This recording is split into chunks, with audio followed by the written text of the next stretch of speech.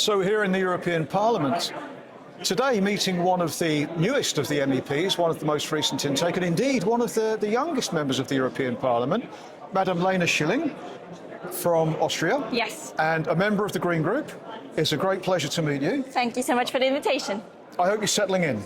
Yes, it's starting off in an interesting phase if we speak about the geopolitical situation right now and how important the European Union should be and what part we should play in this world right now. So I think it's an interesting starting point. It is indeed. And, you know, if we're talking about green issues, environmental issues, the Green Deal, there's a lot of support, there's a lot of opposition. How do you feel about the situation now where we could, I hate to say it, be in a pre-war phase? And one of the criticisms of the Green Deal at EU level has always been about deindustrialization. So do you feel that the narrative has changed? Do you think that this could actually be a bit of a crisis point for the progression of the Green Deal? We are seeing right now that it's not easy to come through with environmental policies and also just communication about it. Also the same with the climate issue. But at the same time, the Commission is proposing the Clean Industrial Deal. So the transformation of Europe. We hear the word competitiveness almost 10 times a day, I would say. And what we need to do is to find a way to cooperate with all of the competition things, the economic things, and at the same time succeeding in the Green Deal. The Green Deal can be the driver for our competitiveness if we do it right and if we are brave enough to do it, because one thing is pretty clear: we have one planet and we have ecosystems we have to deal with. That's just basic science, and if we're denying that and not acting upon these topics, we will also destroy our economy. How do you feel the debate is going at the moment inside the Parliament? I've often felt that over the last 20 years, things have changed, even more than 20 years, in that the Green Party has really done its job, in that every political party, every sensible political party, because not all of them are sensible as we know, will have an environmental manifesto, be they to the left or to the right. So I always thought that that was one of the great achievements of the Green Party or the Green Movement, was making that happen. So what does that mean for the Green Party or Green Movement itself? Does that mean, obviously you can't just sit back and rest on your laurels, otherwise they'll revert to type. So what do you think is the way forward now? What do you think that the Green Party and you yourself have to do to make sure that this continues to move forward in this very, very difficult and rather frightening environment we have at the moment? Yes, I think the most important point we have to acknowledge is that climate issues are there, even nobody speaks about it. And yes, every party has a manifesto, but at the same time, if we look on the majorities, on the big topics like deforestation, CBAM, supply chain law, the majorities have shifted, I would say, in a way, because the EPP is backtracking on many of these topics.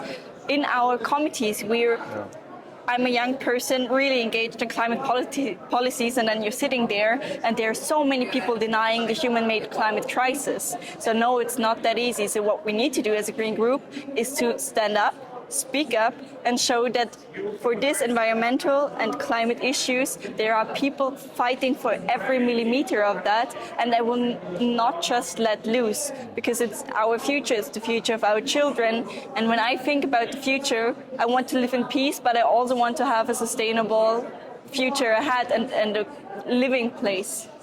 I've always livelihood. One thing I've known, because I was a staff member here for 10 years, and I was working on voting lists for British MEPs and others in the same group. And within that group, there were quite a lot of climate change deniers, to my amusement. And I was always really astonished by the level of their stupidity. You know, you can argue reasonably in favour or against any kind of policy. This is what democracy is about. But I wondered where these guys got their information from. It was really, really basic environmental science.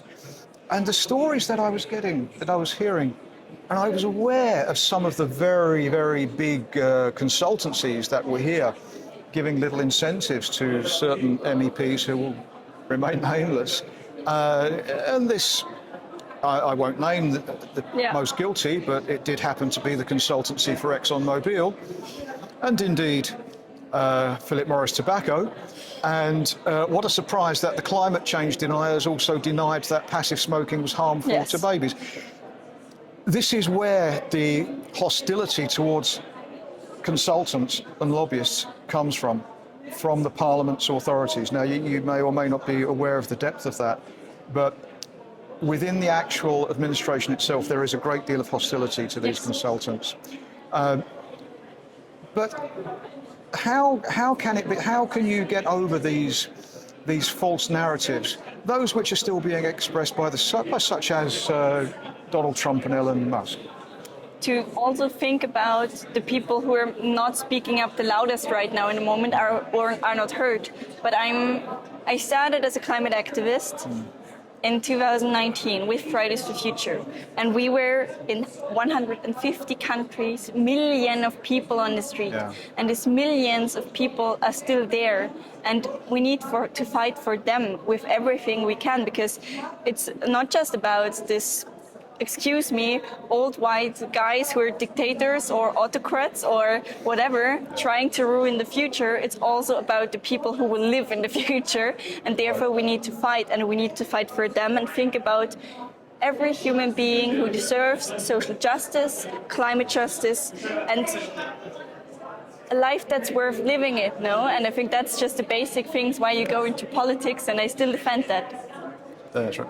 Well, I've always maintained that the right to a clean environment, the right to pure water, is actually a basic human right. It is. We're all born with it, and we all live with it. Do you think that your experience as an activist prior to being in the Parliament, does that influence the way that you kind of see yourself moving in the Parliament? Will that influence your narrative? Yes, and not just my narrative. I think being in politics is so much more than being a parliamentarian. Politics is something that happens on the streets. It happens where people come together to protest. It happens when young people in schools begin to discuss. It happens in working places where people have political discussions or confrontations. It happens everywhere.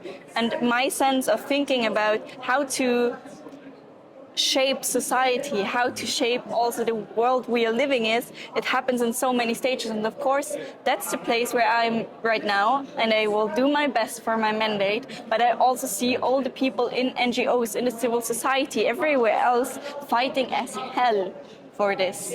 And we're in this together. And I think we can't be, as parliamentarians and politicians, so separated, because it's our society and we are part of it. I was very happy when I first saw a Green group member, his name evades me, English guy, in the Parliament in 2004 wearing a suit and tie, because that completely blew away the well, we all have our kind of preconceptions, but this guy was not it. This guy was not it. About younger people. I've always felt that people come into environmental activism at a younger age.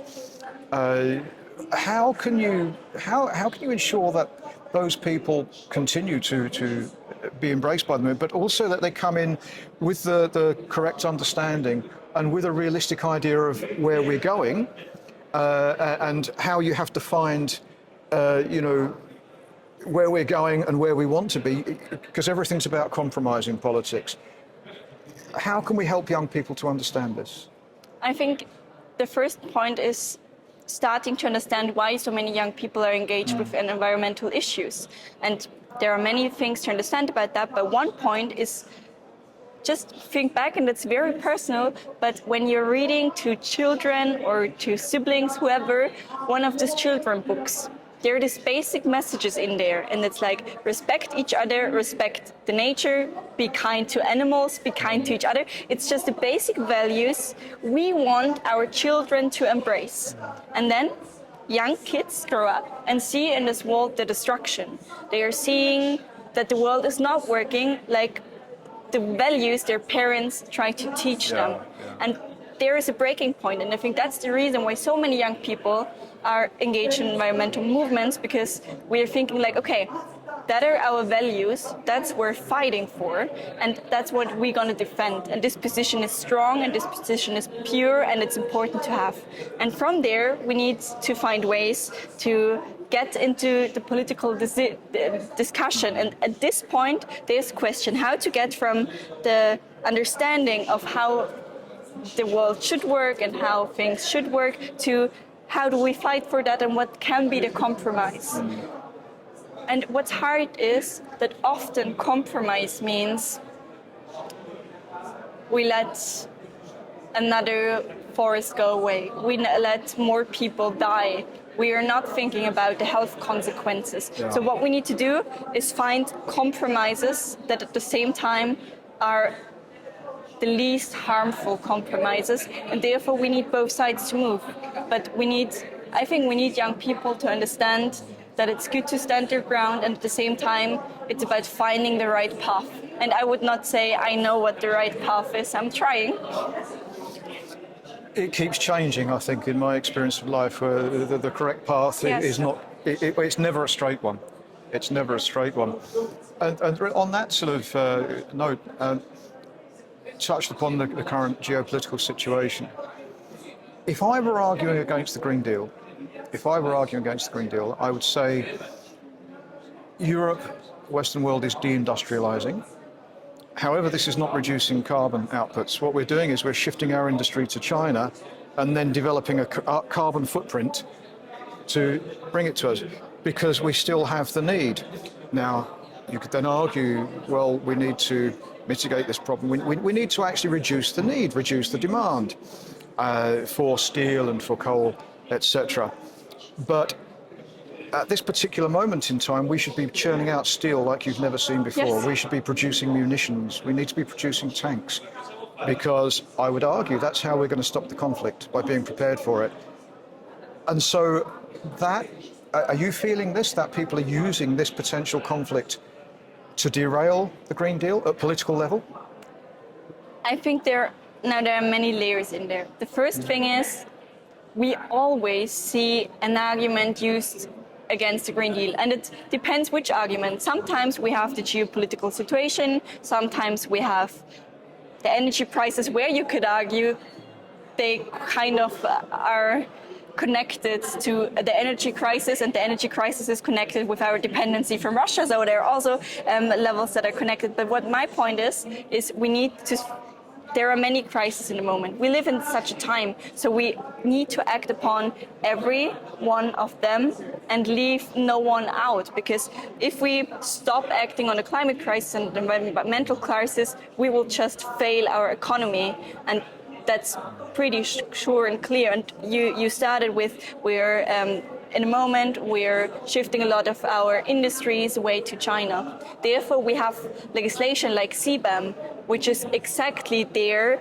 to tax products that have high carbon emissions and is produced in other countries at the border of Europe. We have this legislation, and then the EPP is coming there and saying, no, we don't need it. That doesn't make sense. And at the same time, of course, we need now all the power we have to create or transform and shift our industry into one that is sustainable, with what means renewable energy, which means also electric vehicles, which means all the industries we already shifted, we need to get them back and work on the solutions. But there are solutions. It's, in my opinion, it's always about political will. And in these questions, it's now the political will discussion. And if you're talking about the conflict, and if we're going to need a lot more finance for a potential war or whatever, I would say, do you think if we now stop discussing over the Green Deal, countries will commit to more money for weapons? I think there is not a correlation. I think it's just an excuse. A very good point that you make there. It's very important to keep the issues at the forefront of debate. Where do you think we need to be looking next? Because interest in environmental problems tends to come in kind of waves, doesn't it? We've had concern over ozone depletion, global warming. at around the same time, people became more interested in or more concerned about what's going on with the oceans. Deforestation has become an issue. It's almost as if, is there anything that you see coming? Is there anything that we're missing at the moment? What do you think? Maybe there are problems out there that we don't yet have the scientific ability to detect them. What do you think? Is there something we're missing? I think we are missing that all these crises are interlinked. We are living in a triple planetary crisis, so we have the problem of pollution. That's something we can really sentence also in our health, when it's about the air condition, when it's about the question of the water quality. The question of pollution is a health issue we are having every day, and especially people in areas that don't have that much money are in danger. Then we have the problem of a biodiversity loss. And right now, every day, more than 130 species get extinct. That means our ecosystems are partly already collapsing. What means there is not something like in nature we know anymore, and also there we can talk about resources. How do we want to nutrition the world if our ecosystems collapse? If we're not dealing with these concerns right, we're gonna have a real problem to feed all of our societies. That's the second one. And then the third one is the climate issue, the one that seems the farthest away, but we have the tipping points. And if we're reaching these tipping points, there is no path back. And the problem with that is then we have a chain reaction, and we will have not really anymore the possibility to keep the effects of that under control, which means we all see the nature catastrophes. We all see the floods, we see the droughts, we see the wildfires. That we will not have in hand anymore. So these are the three parts, and everything from this three crises is already bothering our daily life. You mentioned extinction and the increase in extinction. Of course, there's always a background rate, and we don't actually know how many species there are on this earth, but what we do know is that extinction is a very important part of the evolutionary process, the process that's put us here today. And if the extinction rate does go beyond the point, but we don't understand what that is, this could have a much wider ranging long-term effect. But this would be way outside of our lifespans, but it doesn't mean that we should not be responsible, does it? Yes, and I think I have friends in other countries fighting for climate justice and environmental justice. And there are people in South America in different countries who have other thinking of ground and what we leave to our children. And that's the right thing. Yeah. Why? In what mindset are we living in to explain, is it okay for me? Then, okay, we have as a society a responsibility for at least the next 10 generations, I would say even more. And I think we can see when some people start thinking about these kind of things when they get children, and then their children get children, and then we have 3 generations.